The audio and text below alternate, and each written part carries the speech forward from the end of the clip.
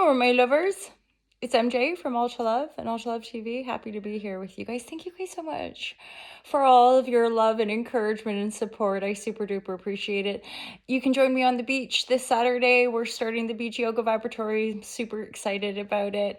I look forward to seeing you all there. And let's just crack on and see what we get. A little daily reading. Most days, We'll get back into the flow. It's been 4 or 5 months really at this point that I've really distanced myself from using social media too much. I'm increasingly aware of like attention span issues and dropping back into more nature, yoga, meditation, and all the good stuff. So what can any of us do? Just try to keep showing up and look after ourselves and keep the faith and make your choices. We are our choices, right? So holla shazam, you guys. Let's see what we get. Divine guidance and loving clarity is my intention with these readings. Feel free to book a private one if you're called to do so. This is for the Ultra Love community. Whenever you find this message, it's divine guidance and loving clarity for my lovers. So there's definitely a rebalancing going on. The central theme or energy here is signaling a kind of loss of power, a limitation, not, feeling a bit stuck. There seems to be almost like this loop of like trying to get inspired or break free from like some mental shackles that are causing you anxiety and stress, and yet maybe to do with certain things out of your control, like not able to go do the thing or book the ticket, or feeling powerless to take action, to make a change, right? However, it would appear that like simply by focusing on your your reality, like be here right now and like balance things out, right? So like straight up, you could balance your books sort of thing. You could clear some stuff out of your environment to make space for other things. So it's almost like sometimes I feel like we think there's this grand thing that we have to do, this big inspirational thing or big bold trip across the world that we have to take in order to relieve ourselves of stress or anxiety or what have you. And it's a little bit more grounded than that in this regard. It's saying simply, again, it's sometimes easier said than done, right? But sometimes it's always, it's simply by you being honest with yourself and balancing your own energies, you will begin to feel relief from a lot of the powerlessness feeling or lack feeling, or just straight up stressy, like not sleeping. And let's be honest, like collectively, globally, societally, like it's just been super intense, right? Like in some fashion, like what can any of us do but have as much compassion and kindness for ourselves to then extend that kindness outward, right?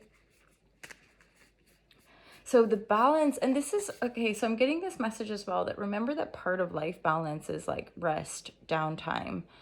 I shared this on the YouTube channel, but like there was a phase of my own yoga journey where I'd probably been teaching for like 5 years or maybe longer. And and I was teaching a lot, like 5, 6, 7 classes a day, 7 days a week, just loving it and kind of pushing through. And yet I had a bit of a kind of breaking point of like, I need more rest. And then all these sort of yoga, like all the training and learning and studying was starting to land, where I was like shavasana, corpse pose, rest in peace, die to the illusion, like this thing of like, this isn't sustainable, working all day every day necessarily, right? As far as like if your work requires a certain amount of peace and well-being, then we want to be able to embody that and address that in our own lives, right? And so, and it's something I see in some of that kind of toxic positivity or hustle culture of like the grind, and being aware that we don't want to repeat those same patterns, that a kind of more holistic and balanced life means working and playing and socializing and quiet time and rest, and right, like there's an integrity in balancing ourselves, right? In essence, it's like you can't find balance without self-reflection, without, having some sense of knowing yourself. Reflection, the moon. There's definitely, and I believe like there's transits astrologically going on in the energy of Pisces, which is, I mean, all at once there's this sort of illusions and escapism and delusions and maybe manipulation and deception. And then there's also like spirituality and connecting to your higher self and feeling the sacred divine within you, and the simplicity of our physical. We can get all up in our heads about any number of things, right? And yet, in truth, to me, our spiritual practices, you want to feel the result. If you're not feeling the kind of effectiveness of what you're reflecting on or practicing, be it meditation or yoga or qigong or whatever it might be, once you put in a certain amount of time, you do want to start to feel more strength and more vitality or more clarity of mind, as in the proof is in the physical, right? Like we can sort of almost detach and like be in the realms of higher consciousness, and yet I would say part of being human is to bring that into humanity, right? Like it's huge, but please God, just help us all out.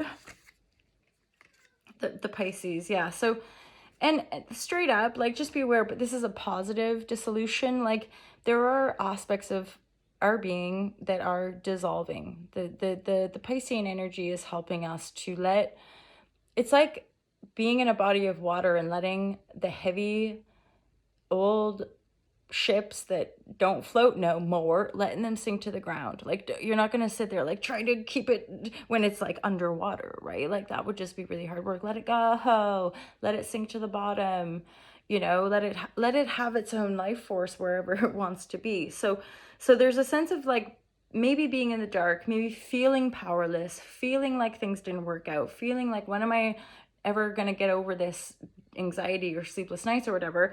And it's like by going within and by really consciously doing that inner work to reflect and to let go of what's weighing you down, whatever that might be, and balancing your world, right? Balancing your energies. That's the ultimate immunity, right? Like our power is within our own potential in the self-care and connecting to that divine spark. A lot of watery energy, so just be aware of that as far as like reactivity and a lot of emotionality. I'll testify to that myself. There's a lot of polarity in this reading, so there's a fair amount of kind of light and dark and contrast, which again to me means like we're still likely to be processing a lot of shadow, a lot of distortion densities.